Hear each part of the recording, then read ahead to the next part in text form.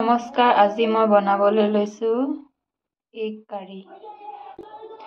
মই এই এগকেইটা বইল কৰি লৈছোঁ, 2টা হুইচেল দি।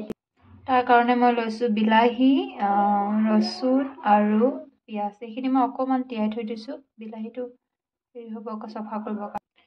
আৰু লৈছোঁ মই অলপ গুচাই লৈছোঁ মটৰ।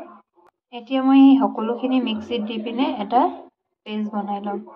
মই কেৰাহীখনত তেলখিনি গৰম হোৱাৰ পাছত অকণমান দি দিছোঁ ইয়াত জিৰা। এতিয়া মই দি দিম মই পিচি লোৱা সেই পেষ্টখিনি। আপোনালোকে কিন্তু বিলাহী আৰু পিঁয়াজ আৰু এই আদাখিনি নিপিছোঁ বুলিও ক'লেও হয়, কিন্তু মোৰ ল'ৰাটোৱে তেনেকৈ খাই বেয়া পায় কাৰণে মই প্ৰায় এইবোৰ এনেকৈ পিচি পিনে বনাওঁ। এতিয়া দি দিছোঁ অকণমান নিমখ সোৱাদ অনুযায়ী, অলপ দি দিছোঁ হালধি, অকণমান মই দি দিছোঁ এতিয়া মছলা, আৰু অকণমান দি দিছোঁ মই জালুকৰ গুড়া। আচলতে আপুনি জালুকৰ পাউডাৰখিনি নিদিলেও হয়, মই সেইটো কাৰণে দি দিছোঁ। গোটেই ঘৰখনত ল'ৰা ছোৱালী মোৰ চবৰে মানে আচলতে ল'ৰাটো মানুহজনৰ মোৰ সকলোৱে জ্বৰ কাহ চৰ্দি হৈ থকাৰ কাৰণে অকণমান মই জালুক দি দিছোঁ। আচলতে মই ছোৱালী বুলি ভুলকৈ কৈ পালোঁ দেই, মোৰ পিছত ছোৱালী নাই, ল'ৰা এটাহে। আৰু এতিয়া এইখিনি আপোনালোকে একেবাৰে ল' ফ্লেমত যিমান দেৰিলৈকে ভাজিব পাৰে, কিন্তু সেইটো আপোনালোকৰ কাৰণে খাই সিমান বেছি সোৱাদ হয়। এতিয়া মই এইখিনি ঢাকন দি কম জুইত যেতিয়ালৈকে তেলটো নোলায় তেতিয়ালৈকে ভাজি থাকিম মই। ইয়াত এতিয়া মই দি দিছোঁ গুচাই লোৱা মটৰখিনি।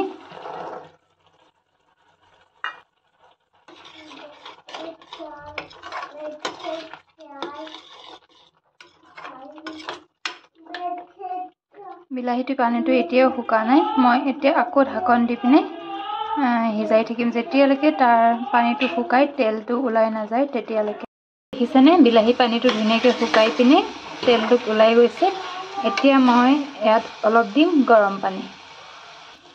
এতিয়া মই ইয়াত দি দিছোঁ গৰম কৰি থৈ দিয়া পানী।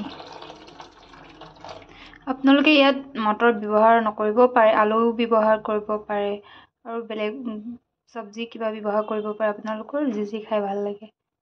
এতিয়া উতল অহাত মই বইল কৰি থৈ দিয়া ডিমকেইটা দি দিছোঁ।